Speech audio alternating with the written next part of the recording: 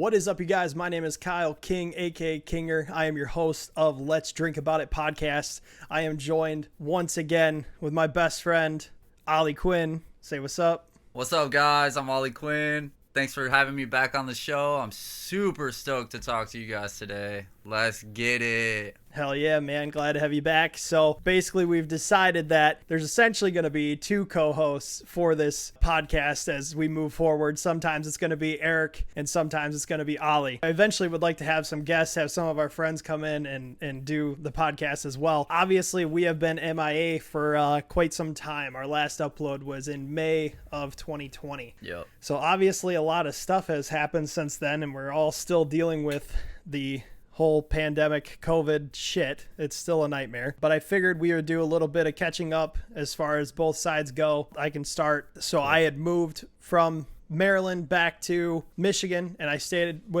lived with my best friend Eric, who was also the co-host. Lived with him for a few months because I had two of our friends' weddings. Actually, one was his cousin, Ashley, who's just one of our good friends as well as we've been growing up. It was her wedding, and then our best friend Mike had his wedding as well. And both of those were in September, so it didn't really make sense for me to move to Florida, as that would be, especially during COVID, would be very hard for me to travel. So I ended up just staying up there for that. And then I have recently, towards the end of November of last year, I moved back to Florida, and I'm currently living with my parents temporarily, starting a new line of work. I am no longer working in home security, which is what I was doing in Maryland. I believe I've touched base on that in a previous episode. I will actually be doing insurance sales, which is something totally new to me. It's a completely new career, but that is what I will be doing. That is my little catch up, kind of what I've been doing the past few months, just hanging out and grinding. I've been very inspired to do a bunch of things, and my brain is constantly going. It's a vicious cycle sometimes, but I stay motivated. I'm trying to do content everywhere. But Oli, what have you been up to, man? Dude, I have not been doing literally anything.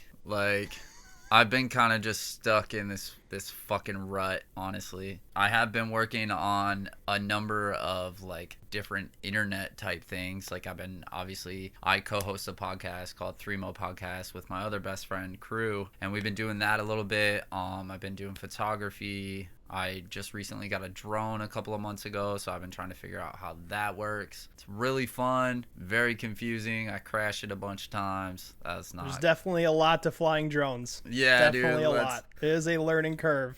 I crashed the fuck out of my drone the first day I got it, dude. It's so bad. But other than that, man, I just been trying to live and figure out what I want to be as a human being and just run with that. Just trying to stay positive and trying to stay uplifting to other people and being a good human being. Hell yeah, man. That's what we need now more than ever, I would say, is just good people and some sort of positivity. That's for sure. Yeah, fuck yeah. I think it's funny, me and you are even a couple years apart. You're a little bit older than me, but we're both, around 30 and still have no idea what the fuck we're doing. Yeah, dude. So for all you fucking Gen Zs out there that are shit, I'm 25. I don't know what I'm doing with my life.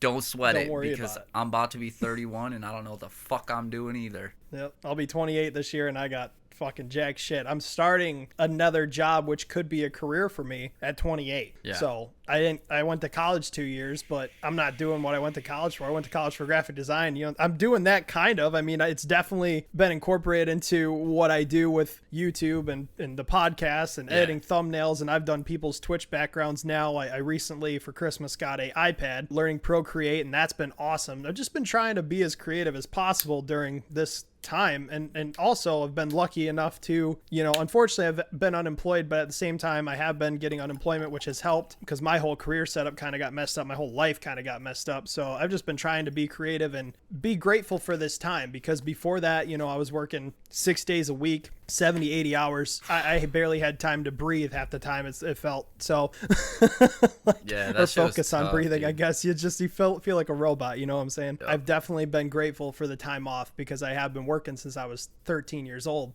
so it's almost 15 years of straight working. And I know I'm still young, but right. Regardless, very grateful that I've been able to have some time off and kind of gather my thoughts and figure out what I wanted to do. Yeah. So doing insurance now, as though it's, it's definitely a new thing for me. It's a lot. I have to go through a whole course, take a final exam, get licensed, and then go through 4 more weeks of training through my company and then start selling. So it is quite the process getting involved in it. But I, for what it's worth, I recommend, if you don't really know what to do, I would look into doing it, because it's fairly easy to get into. Obviously, like I just said, you got to do the whole process of getting licensed and stuff, but it seems like it's going to be a really positive career, and it might last me, doing, even if I do it on the side, it'll be a good income potentially for the rest of my life. So that'd be awesome. But obviously, like Oli was saying too, we've been working on a lot of things creative wise, because that's what we really enjoy doing.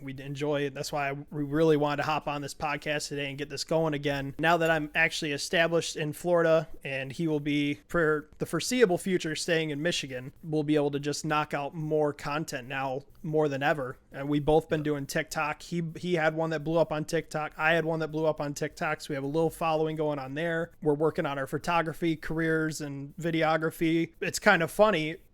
Initially, what I wanted to do when I got down here was real estate photography and videography. And now Oli is looking to get into that as well. Yep. So that's pretty cool. How's that been going? I haven't gotten any clients. I know or you're anything the like stepping stones so far, baby steps so far, but yeah, but like most people, you know what I mean? You got to start out some point somewhere. You got to offer like free services for, the first 3-4 clients or whatever, just to like showcase your work. Then they can word of mouth that to other fucking realtors and things like that. So it's sweet, but a lot of the people that I've been reaching out to and even offering like my free services to, they just don't even want to deal with it. They were like, it's like slumlords, you know what I mean? Because like of the area I'm in, I'm sure is part of it, because I'm not in the greatest area and people don't care. They just want to sell or rent their properties. And like once I like establish myself, like I have everything that I would possibly need to like make hella money doing that, dude. Like I've got 2 cameras, I've got gimbals, I've got a drone. Like that's not gonna be cheap. It's not gonna be cheap for me to take like real estate photography for you. It might be a couple $100 for a shoot, and then if you want to add drone footage or aerial footage, depending on what you want, that might cost you between $50 to $100 more. So it's kind of hard to get people to bite when you don't have a portfolio. So like really what I'm just gotta have the portfolio.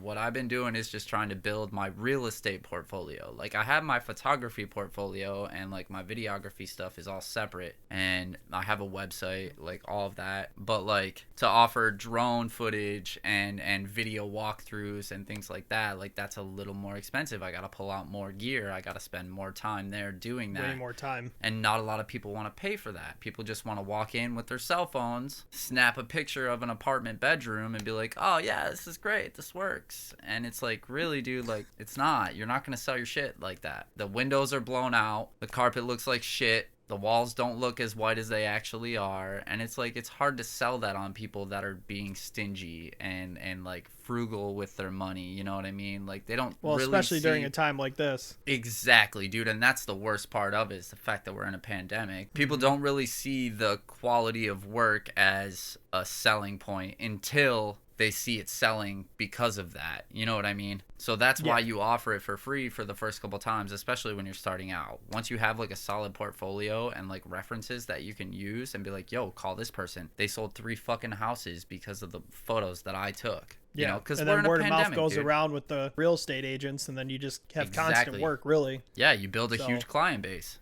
And that's and realistically what you want. Yeah. We're both actually in good areas too when it comes to real estate, just in our local vicinity. Like I know, like I was kind of saying, the general vicinity that he's in isn't the greatest, but the actual city he is in is very good. It's a very wealthy area. It's Bloomfield Hills in Michigan. It's a like Matthew Stafford of the Lions quarterback. He lives there. He has like a 10 to 14 million something dollar mansion there. It's absolutely beautiful.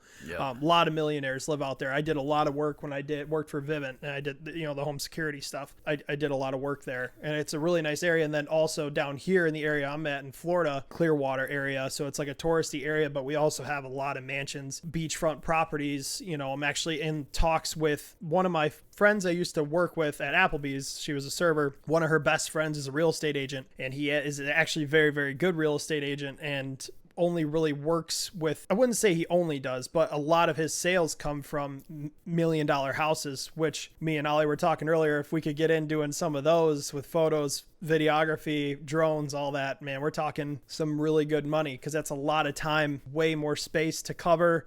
I mean, you'll probably be there if you want to do the whole shebang. You'll probably be there all day filming, doing photos, drone work. I mean, it's an all-day process, so that is worth a lot of money. Because especially when you think about it, if you had 3 smaller houses, you could get to all 3 of those in a day.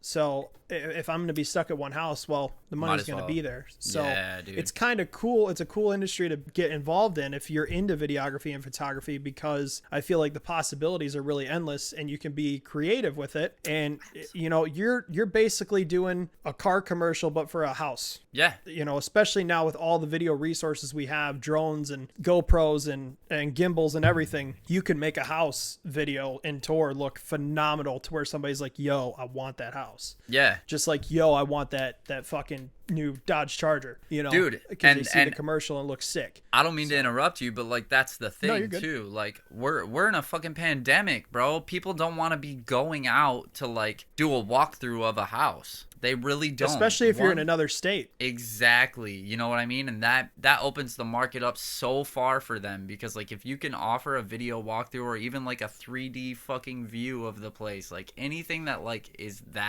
going to give you far more opportunity to sell a place than if you just have some cell phone pictures of it. You know what I mean? People want to see what it looks like when you walk through the house. They want to feel the flow. They want to see like how everything looks in the daytime versus how everything looks at the nighttime. They want to see their yard, all of this, which again applies to us because we have our DSLRs, we have our phones, we have our gimbals, we have our drones. Like we can offer all of that. And if you can give a person the entire experience of viewing a place without actually having to be there, they are definitely going to be more prone to buy that or rent that or whatever the issue may be. You just have to offer that to them. And a lot of places, like, dude, I tell you what, I found so many clients on like Zillow. I'll go to Zillow and I'll look through properties, and the first thing I do is look at all of their pictures of the property. And if they have 2, 3, 4 pictures, I'll hit them up. I'll be like, yo, I'm gonna offer you some free services. I'll show up at the place. You meet me there, let me in. I will shoot a ton of fucking photos for you for free, make it look great,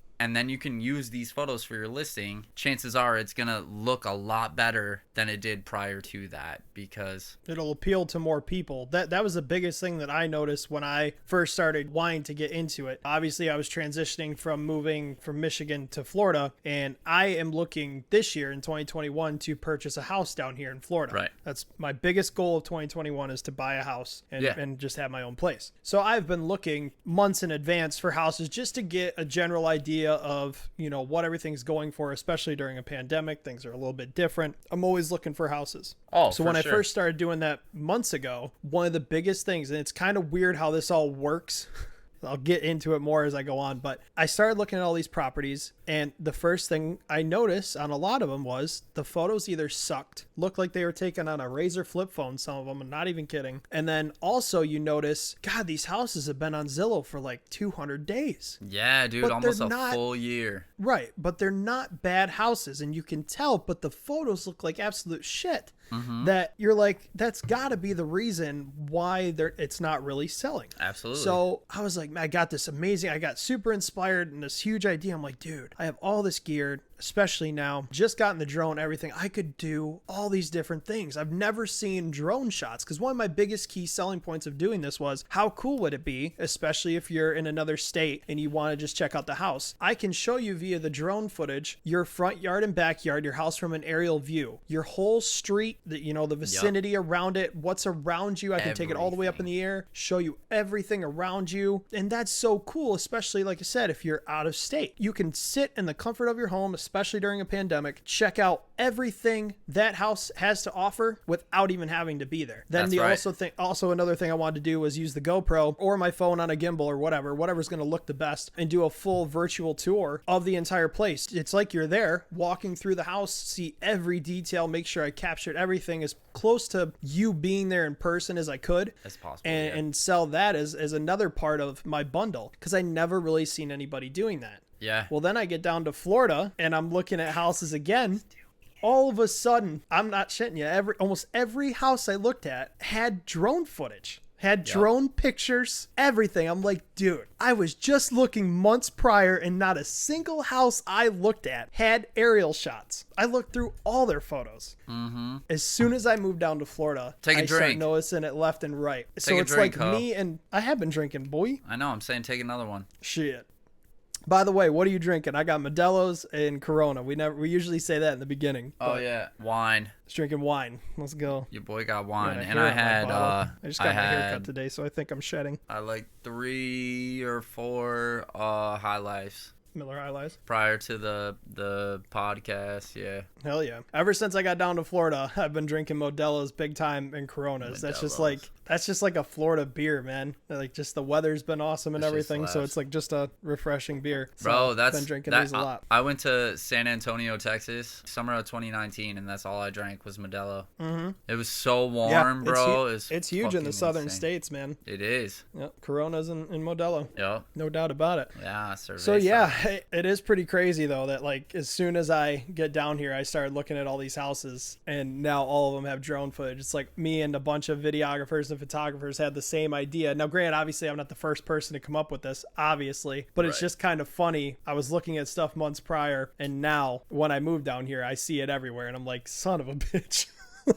Yeah. So it is kind of hard to get into now, but I'm still going to try. Obviously, Ollie's still going to try because it's just something we want to dabble in and see where it goes, because it could be very rewarding if done correctly. Yeah. So. Yep. And the cool thing about it is that I've learned is so there's stipulations for any type of like arrangement like that. For example, so like say I'm shooting a fucking $40,000 house, right? The house costs $40,000. They don't want to pay a shit ton of money for fucking photography and drone footage or anything like that. So in a situation like that, I would charge a couple $100 depending on what they wanted. But like if you are trying to sell a $1.2 million house or a fucking $650,000 house, like I'm not gonna just argue the fact that like the shit that I'm doing for you is gonna be a huge selling point. I'm not just gonna ask for an upfront cost. What I'm gonna do is I'm gonna negotiate part of the fucking sale contract. So like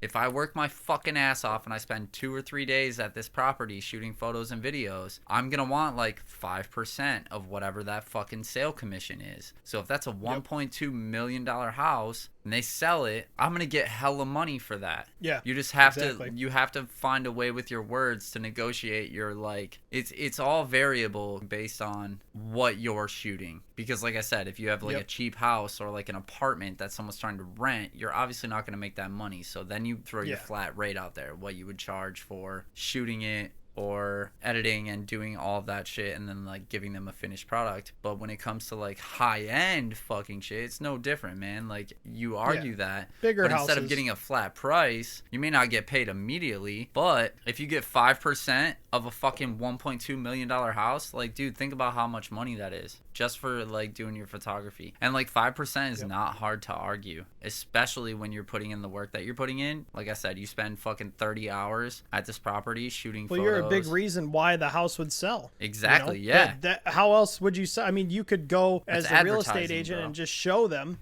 You know, you could just go and show them and they have no idea, haven't seen the house yet. You could do all that. But if they're doing like, especially we keep saying, you know, in the pandemic, out of state and stuff, and they're just trying to view it from the comfort of their home in another state, dude, I mean, you're the main reason why that house sold. You know, the real estate agent can tell you all the features of it and stuff, but that's right. Without your photos, videos, and all that. Yeah, if you can't see it, you don't want to look at it. I can't tell you how many times that I've looked, like, because I'm like actively looking for like an apartment for me and my kid. If they don't have pictures, I'm not interested. I don't want to see it. Yep. I'm in the middle of a pandemic, bro. I don't want to come meet this random person to show me this random fucking apartment. Like, I want to be able to see what it consists of without leaving the comfort of my home. Yeah, at least get an idea of, have something. To, you know, know, dude. Yeah, some like sort a little of bit of an idea. Like, that seems like more than like reasonable. You know what I'm saying? Mm-hmm. If you're going to be a real estate agent and you're going to try and fucking sell a house, like, you need to have photos of that. Not everybody is going to want to come to an open house and come walk through and check it out, especially in a pandemic. So you absolutely want to fucking see pictures and videos and walkthroughs and things like that. So that's why that shit is more important now than it ever has been. Yeah. And definitely. just to be real with you, dude, I realistically thought about like getting my real estate license just to sell houses. Mm-hmm. And then I could use my own fucking shit to do it. So I wouldn't have to pay somebody else to fucking take photos of the houses that I'm trying to sell. I could just do it myself and then I'd make all the profit. Yeah. that'd be really cool too. I really thought This is a about good that, idea. dude. But That's a good idea.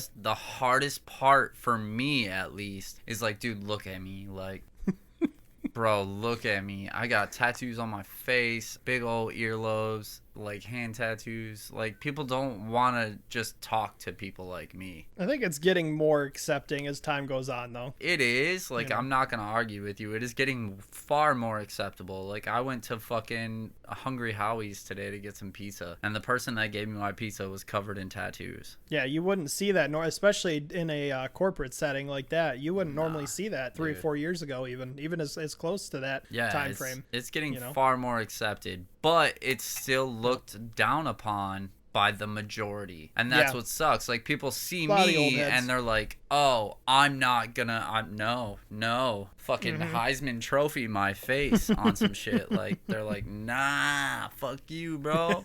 But like, I'm such a good person, and they like just judge by appearance. So it's Just still only solely difficult. by appearance. It's ridiculous. Yeah, like Crew was a fucking a real estate agent for a while. He had a really difficult time like selling and renting places. He's got tattoos. He was in a band, and just because of the way he looks, dude. And that was in Chicago. Chicago's the third biggest city in the United States right now. Damn. Yeah, third biggest city. It's New York, Los Angeles, Chicago. Wow. Yeah. That's pretty cool. Yeah, so he's in the top 3 of biggest cities in the world, and he had trouble selling that shit because of the way that he looked. And he doesn't even have a face tattoo, so it's like, I live in Detroit, bro. Like, shit. Right. Hopefully it gets a little more accepting as time goes on, for sure. Yeah. It needs to. It definitely needs to. But touching back on what you said before, I definitely noticed, like with the real estate stuff, if there's not good photos or quite a plethora of photos, then I'd immediately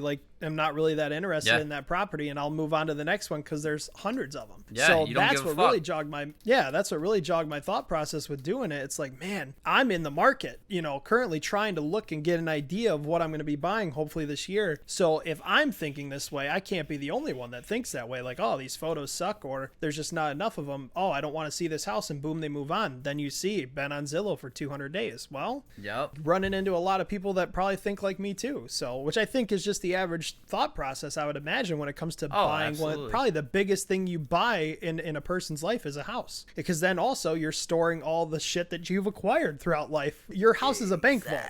Dude. Yes, that's exactly what it is. It houses all of your fucking sentimental fucking things. It houses you, your family, everything that you fucking have to offer. And if you can't see that, I would say it's the biggest purchase an adult would make in their lifetime. Without a doubt. Car being second. Right. House, car. Yeah, good car. That's what most people strive for. Dude, yeah, exactly. Like, if we're gonna be adults, like, those are really the 2 things that you really have to buy. You need to invest in monumental purchases. Like a house and a car. And you don't just fucking go to a car dealership and you're not like, oh yeah, cool, I picked that car because it's cheap and it looks great. Like, nah, you want to see it, you want to test drive it, you want to do all of this shit. The same fucking principles go for a house, man. You want to see the inside of the house. You want to see how it's gonna flow with your lifestyle, the way that you can make it your own home. And like, that's the biggest selling point. If you can make a rental property or a purchase property look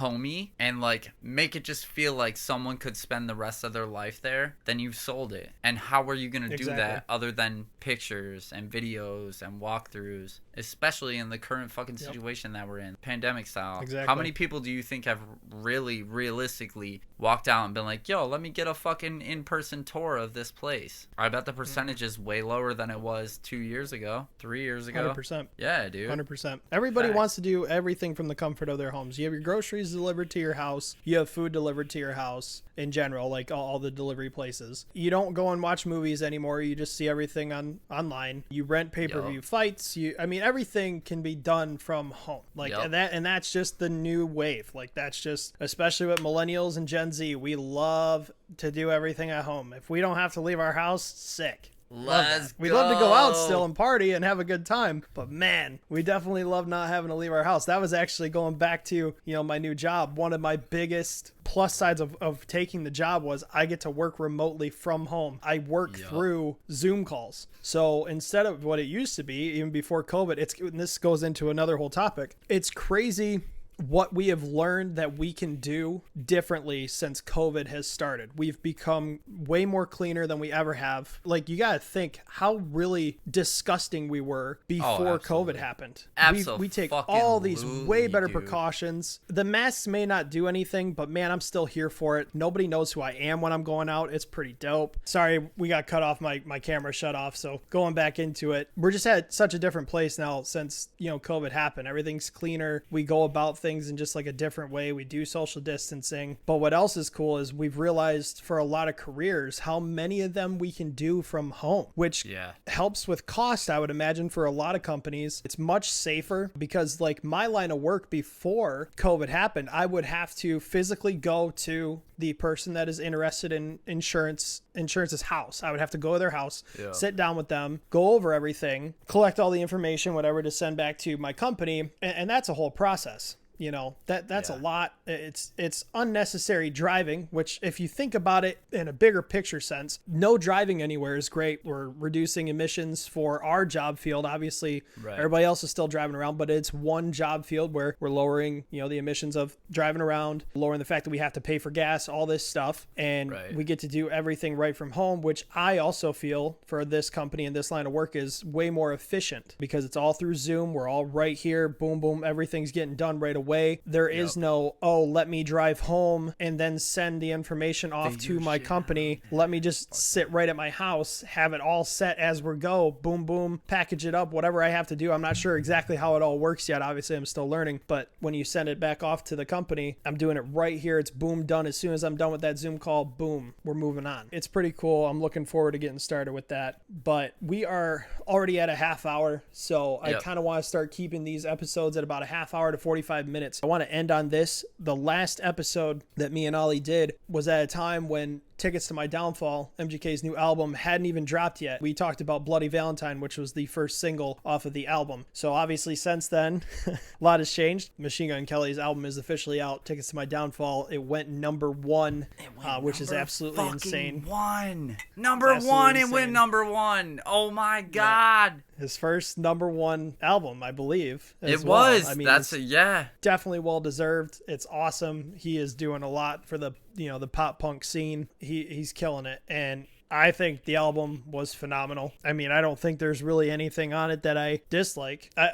Honestly, I would be a liar if I didn't say, I am looking forward to him going back to rap and hip hop. He's already confirmed that his next album will be hip hop rap. Honestly, that's just what I love him as, but he did kill it doing pop punk and that. So I would not be upset if he did another pop punk album. Like, don't get me wrong, I love Kels. I've been a huge fan of Kels. Like, I'm literally wearing Tickets to My Downfall right now. I got the tattoo behind my ear. Y'all know this. But I've known Kels since like 2010, 2011. Yep. I love his rap shit. But like what he did with Tickets to My Downfall, oh God, he literally revived the pop punk scene. I don't give a fuck who you are. 100%. You could hate on it. You can hate on him for trying to be like a genre switcher or a fucking, he tucked his tail and ran because Eminem whooped his ass. Eminem made him switch genres. Fuck you, man. Yeah, dude. He has never been in one box as a human being. Like, never.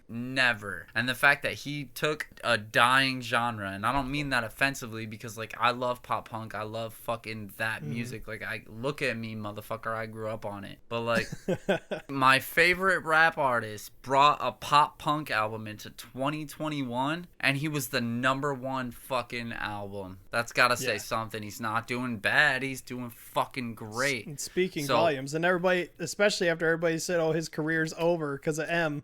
Oh yeah, it's over, right? Yeah. Number one album. And you know what they'll argue? Okay. They'll argue that his rap career is over. Oh, fuck you. This boy will still spit bars on top of 99% of you. Yeah, and he's going to with the next album. And I'm actually really curious to see what that album does because of Tickets to My Downfall, Tickets to My Downfall. So it's going to be awesome. We definitely wanted to touch base on that because obviously the last one, we just talked about the single that came out. Obviously, it's a huge milestone. It's a big thing for Kels. It's a big thing for the the community for EST as a fan base. So we're super proud of him. Oh, really absolutely. looking forward to seeing this album tour. You know, hopefully we get, you know, when life goes back get to a normal, we get TCMD concerts tour. again. We'll have a Tickets to My Downfall tour. We did get lucky enough to have him do a virtual show. He did 2 of them live at the Roxy. That was in LA, I believe, or Hollywood, Yeah. whatever. Wait, he did Tickets to My Downfall and Hotel Diablo at the Roxy, Yep. right? One Friday he did Tickets to My Downfall. The following Friday he did Hotel Diablo. That's what I thought, yeah. So we finally Yeah, got to dude. see it live and got an idea of what to expect for tour season. Yo, Unfortunately, and it's we'll have gonna that in be 2021. sick. And let's, Right. can we take a second to talk about Fest, though? The next Fest, because we've been robbed of it. Yeah, and we talked about this in the last episode too. For those that don't know, Machine Gun Kelly's festival, he has it every single year. It's called EST Fest. It's usually in the first weekend of August. We didn't get it this year, and that's a big deal for a lot of the OG EST people, or just EST in general. It's a big deal for us. It's a big deal for all of It's us. something we've been going to. It's a big family event for the whole weekend. We all get together and just rage Yo, in the wait. middle of the Ohio woods. Before you you know? continue, EST Fest, I'm gonna just give you a little bit of insight. Okay, so like that is the place where like, so you talk to your online friends all the time. You have conversations with people that live across the world or across the states or across the countries, and you have these conversations with people and you create bonds. EST Fest is where all of that comes together. Like, I've met people from different countries. I've met people from fucking Switzerland. I've met people from Australia that I never would have had the opportunity to meet solely because Kels. So like Cal's this EST and festival, EST Fest. like anybody that is EST or Machine Gun Kelly fucking positive, like those people understand that like we need this as like human beings. Like this feeds our soul. Like this is something that like unites us completely. It's not just, oh hey, we're talking to somebody on the internet. Like it's everybody that you've ever talked to on the internet from around the world comes here. Like this is a world renowned fucking festival every single family fucking reunion. year. Yeah. That's exactly what it is. It's a family reunion. And when I shit you not, I literally shit you not when I say that like people from around the world come. Like there's been people from Switzerland, fucking Berlin, Germany, Amsterdam, fucking Russia, like Canada. How many different countries can you pull to fucking Butler, Ohio? Butler, Ohio. Middle of the woods.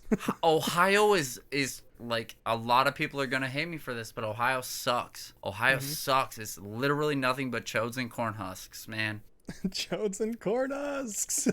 It's nothing but barren fields and like farmers. And the fact that Kells throws Definitely like doesn't have a whole lot huge- going on for itself. It really doesn't. And the fact that Kells like throws this huge festival in the middle of the fucking woods where all of us can just like do what the fuck we want and interact with like literally thousands and thousands of people. That shit means more to me than a lot in my life. Like Fest is home for me. It's home for a lot of people, for sure. I know it's home for a lot of people, dude. And like those people, like I fucking feel with you. I love you. Like if I don't know you, come hang out with me because I'm all for it. Fest is the fucking move. I've met more people. We meet new people at every Fest. single year and have made new friends. You know, we met some of our friends who you guys have seen if you watch like Maya and his vlogs. Our friend Kenny and Dom, who we went and seen and went to the Ghost Bridge. That was on my vlog channel if you want to check that out. Cheap plug, link is in the description. We met them at Fest one year, and now they're part of our friend group. They're some of our best friends. Yeah. Like that's crazy. my family, bro. I won't even like, I'm not even gonna say friend. That's my family, bro. Those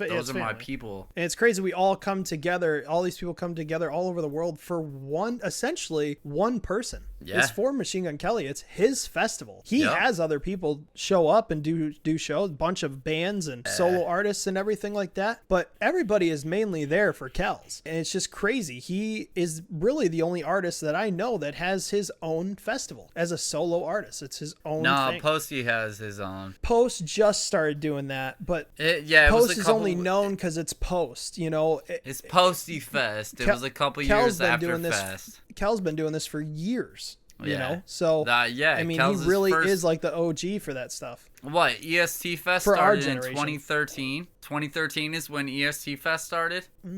I want to say it was even before that. No, I'm almost positive that the first fest was 2013 at the Nelson Ledges, because I went to the second one, and I don't mean to be giving y'all the finger, but I went to the second one at Nelson Ledges. It was 2014.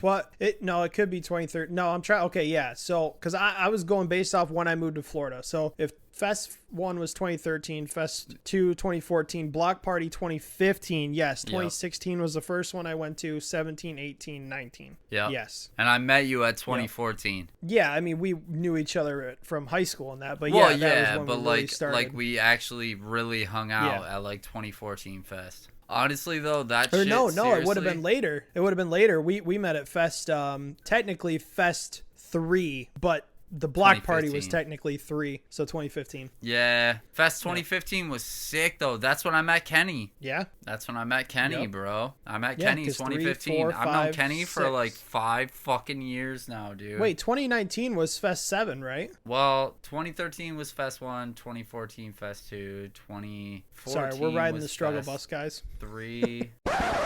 What's up, guys? Ed and Kinger here. So this section of the podcast, me and Oli clearly had no idea what we were talking about. We, for whatever reason, could not remember the years for each fest. For whatever reason, we were just simply riding the struggle bus, drinking and trying to remember what years were what. Very difficult to do, especially as you get older. So for the record, just from here on out, 2013 was the first fest. 2014 was the second. 2015, he did the block party in Cleveland. 2016 was Fest 3, 2017 Fest 4, 2018 Fest 5, and 2019 was Fest 6. So just for the record, just to clear everything up, because we were making a mess, and I cut a big chunk of the podcast out because we just didn't know what we were talking about, and it just didn't make any sense. So I just wanted to clarify everything, and back to the podcast.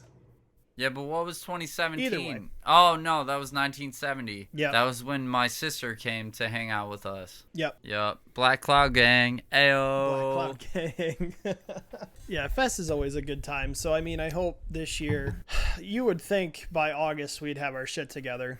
We would hope. If we don't get Fest this year after being deprived last year, I can't even imagine. I don't even want to think about 2 years without Fest. Sorry, my Apple Watch just keeps going off. I don't know how to mute this damn thing. I just got it. No, I cannot deal with 2 years of no Fest, bro. No. I will literally go insane. And not to mention, we didn't get XXmas. We ended up not getting XXmas last year either. That was one that we weren't too sure about. We knew Fest was canceled. That's what we talked about during the last podcast, but we weren't 100% certain for XXmas. We didn't get XXmas either. So I couldn't imagine another year of neither of those shows again. If we could have double Xmas, that, I mean, like, to anybody that knows, like, double X EST, like, double X Mob Gang, like, that's what we do, bro. Like, double Xmas is Fest 2. Yeah. It's a mini like fest, it's Fest essentially. round 2, man. In Cleveland. We all travel there from, again, around the fucking world. Yep. And instead of hopping camp to camp,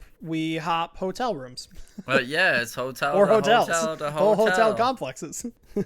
We walk in the blistering cold to hang out with all of our homies. Exactly. I've gotten lost every year at double Xmas. Well, he always leaves early too. I can't help it. I just like fuck. He leaves the show because he gets fucked up. I leave the show. Then we always meet up with him after. I'm like, he's done that at the so Ice like Nine this Kills and past Falling year, Universe concert too. Yeah, this past year at Fest, I went to the show with all of my friends. I went to the show with Kyle and Kenny and fucking Dom and Lucas and Johnny and like literally all of my friends. I left the show early. I went back to the hotel room. I get to the hotel room and I can't get in because I don't have a key. Yep. So I text my friend Kenny and I'm like, yo, where the fuck are you guys? Why can't I get in the hotel room? She's like, bro, we're at the show. Bro, we're at the show. And then he decides, and he knows I record all the Kel shows. I'm actually known for it on YouTube that I record the shows on my gimbal. Everything's going. I record the entire set. This motherfucker calls me, ends my video that I'm recording, and I immediately put it into airplane mode. I'm like, this motherfucker knows better. Yep. And he still did it. I did, but I didn't. It's always a wild weekend. That's for damn sure. We get drunk, and it's like our little family Christmas moment, and then we all go and do Christmas Christmas because it's the weekend right before Christmas. It's awesome. It's a really good experience. So I mean, I definitely fuck. cannot picture a world where we don't get either one of those again this year. Yeah. I remember my last XXmas. The next morning after the show, like 30 of us went out for breakfast, right? 30 of us went out for breakfast. And We I literally rode took up to the a half of a diner. Bro, yes, all EST. absolutely. I rode to this diner with my homie Jordan Crisp. That's my boy. I love you, Jordan. I need you Jay to Crisp. know that. Jay Crisp. That's my boy. I love him so much. That's my the homie. But he was like, yo, I'm gonna need you to take a dab before we get to this diner. And like, I smoke weed, like, don't get me wrong, like, I'm a weed smoker, like, that's fine, whatever. Like, I was like, I'll do a dab, let's go. So I do a dab in his back seat. Takes us 10 minutes to get to this fucking diner from the hotel we're at. I hit this dab before we leave the parking garage, and I shit you not, by the time we get to the road, fucked up. So fucked up. Like, to the point where I'm like, bro, I can't function. I've never taken a dab before in my life, and that shit was the most strong, potent shit that I've ever put into my body. It freaked me out. Everyone was like, He decides Oli. to do that right as we're going out with a bunch of EST people at this diner, and we have to be in public. He decides to go and rip this big dab with Jordan. And Jordan is a veteran weed smoker, man. Like, that dude smokes He dabs smokes more like it's weed than nobody's me. business. And he goes and has him do this, and it's just super funny. Well, obviously we had everybody there, so our bills were crazy. You know, if you were to add them all up, they're insane, right? Well, we decided that we were going to mess with Oli because he was obviously very Hammered. stoned. Obviously very stoned. So we had the server come over. We had waved one over and asked if we could get one of the, server sheets. So it looked like it came from her. And we wrote up this crazy total. It was like $708 or some shit. No, like that. $738.89. I still have the fucking ticket, bro. I still have the That's fucking hilarious. ticket. I That's saved funny. it. And we put it in front of Oli, and we were like, hey man, we heard that you were covering the tab for all of us. Like, I guess Jordan had said you had said that in the car or something. We were just messing with him, obviously. Oli goes, he's like, the fuck I did. And he's No, like, I threw my card out. I threw my fucking debit card on the table, and before I even looked at it, I threw my debit card on the table. I was like, yeah, pay for it. We just said it in front of him. We didn't say anything yet. And then he threw it out, and we're like, yeah, man, we heard that you were just covering it. He goes, and he's not even thinking. He's like, he got chicken tendies, man. He's like, yeah, $8, $9, whatever. He throws his card. I'm like, bud, you might want to check that. I heard you were buying for all of us. He checks it. He goes, get the fuck out of here. $738.48 or some random fucking centage. Yeah. I was like, yo, fuck everybody in this diner. Y'all can eat my ass. I'm not fucking paying for this. Not we happening. had to get him. It was such a perfect moment to trip him out. So that was really fun. But that was a really good trip. So I hope we get that again this year. It's obviously much needed after being deprived of it for a whole year, bro. So we're gonna hope for the best. Rough. Hopefully, us as a society and as a country, we can get our shit together and start moving in a better direction for a better future, and not have to be stuck doing the same old shit every That'd be great, week right? and month from here on out. We will see how it goes. That being said, this is where we're going to end episode 4 of Let's Drink About It. Appreciate you guys for tuning in. Thank you, Oli, for doing this with me again. It's always good to have you around, man. Good co-host. I am working on finding a way. Ollie's actually going to help me out with this too, because obviously, as we stated before, he runs a podcast with our buddy Crew, 3Mo Podcast. I'll also put that side note. I'll put that in the link in the description as well. Yo, wait, or hold put on. that link in the description as well. They're going to be helping me out with getting this podcast set up for Spotify, and I would like to personally, as a preference, because I'm an iPhone user, I would prefer to also have it on Apple Podcasts, so I got to kind of figure that out too. But right now, it is on SoundCloud, and obviously the video version is on YouTube, but we will be moving over to Spotify and Apple Music here very soon, so that way you guys can, if you can't always watch it, no problem, you can listen to it in every location where you listen to podcasts. That's very important to me to get it out there. So we'll be working on that. Oli, you got something to say? Yeah, I was just going to say, you can use and this can't even be in the podcast. This is for anybody that's even trying to podcast. This is almost an advertisement at this point. But me and my boy, boy, for our podcast, we use Anchor FM, dude. Anchor.fm. They fucking do everything for us, bro. They put us on like 9 to 10 different fucking platforms. And I'm talking like big platforms. Spotify, Apple Podcasts, Kindle, like literally, dude, any place that you can listen to a Anywhere podcast, you can listen to podcasts. you can hear my shit. Me and crew shit. You can hear it. That's also not what my rant was about. So, Kyle, I'm going to shameless plug, bro. I'm sorry. No, you're good. Yep, take it away. Anything you want to say and plug, or go for it. Bet.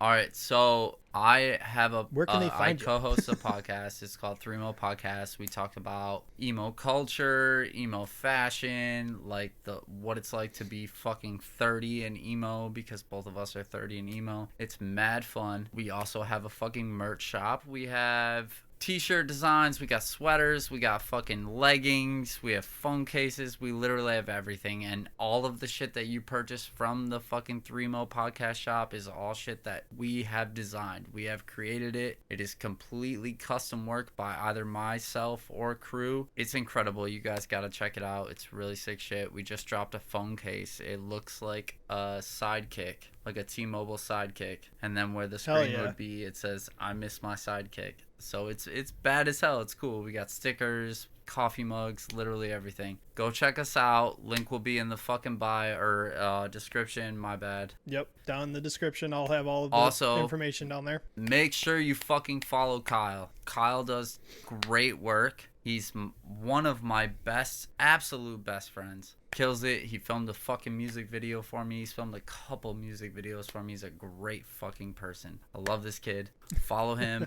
Follow all of his fucking channels, because he's doing great things now that he's in Florida. Let's go. My name is Oli. Thank you for having me, Kyle. I appreciate the fuck out of you. No Let's problem, man. Thank go, you. boy. Hell yeah. And you can find me at Official Kinger on Instagram and Twitter. Make sure you follow us, the podcast, on Twitter as well and Instagram. It's LDAI podcast. I had to think how the acronym That took goes. so long. LD. We've been buzzed. Yeah, everything's going to be in the description, but make sure you follow the podcast, follow me, follow us on TikTok. We're posting a lot of content on TikTok. Follow my YouTube channels, have a bunch of vlogs and stuff going live on there. I also do gaming related stuff. I do a lot of different shit. Probably too much for my plate, to be honest, but I do it all. I love it. I am actually in the process of potentially switching over from Twitch live streaming to YouTube, and I play all kinds of games. I'm a variety streamer. That link will be in the description as well if you want to check out that, if you're interested in that kind of stuff. And with that being said, thank you guys for watching / listening to episode 4 of Let's Drink About It podcast. I will catch you guys in the next one. Peace.